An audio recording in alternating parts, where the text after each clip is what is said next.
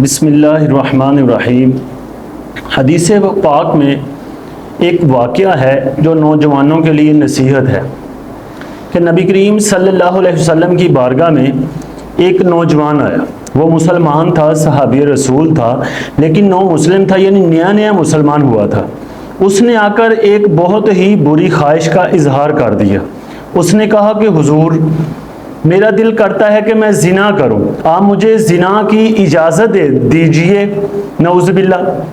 جب صحابہ نے اس کے یہ الفاظ سنے تو صحابہ نے بہت غصہ کیا، اور بلکہ کچھ صحابہ اس نوجوان کو قتل کرنا چاہتے تھے۔ تو نبی کریم صلی اللہ علیہ وسلم نے منع کر دیا۔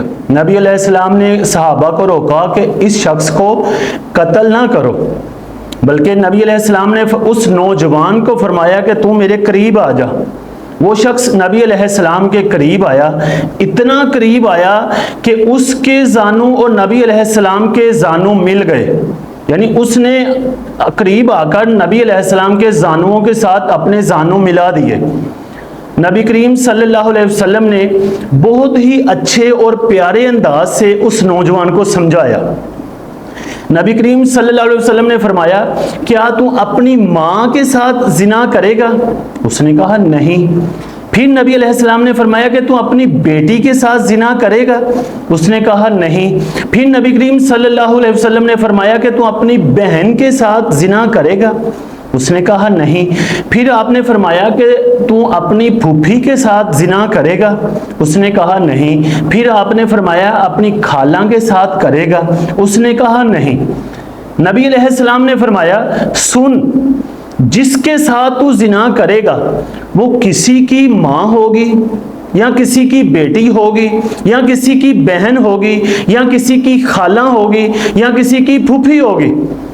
جب تو پسند نہیں کرتا اپنے لیے تو دوسروں کے لیے، دوسروں کی ماں، بہن، بیٹی کے لیے یہ فعل کیوں پسند کرتا ہے؟ پھر نبی کریم صلی اللہ علیہ وسلم نے اس کے سینے پہ ہاتھ مارا اور اللہ تعالیٰ کی بارگاہ میں دعا کی، اے اللہ، زنا کی محبت، گناہ کی محبت اس کے دل سے نکال دے۔ تو اس دعا کے بعد وہ نوجوان کہتا ہے کہ میں جب نبی علیہ السلام کی بارگاہ میں آیا تھا تو زنا میرے نزدیک سب سے محبوب عمل تھا، نعوذ باللہ، لیکن جب نبی علیہ السلام نے مجھے سمجھایا اور میرے لیے دعا کی تو اس کے بعد سب برے عملوں سے برا عمل میرے نزدیک زنا تھا، کیونکہ نبی علیہ السلام کا خوبصورت انداز سے سمجھانا اور آپ کا دعا کرنا اور آپ کا اپنا دستے مبارک اس نوجوان کے سینے پہ لگانا اور مارنا، یہ کمال کا تھا، جس کی وجہ سے گناہ کی محبت اس نوجوان کے دل سے نکل گئی۔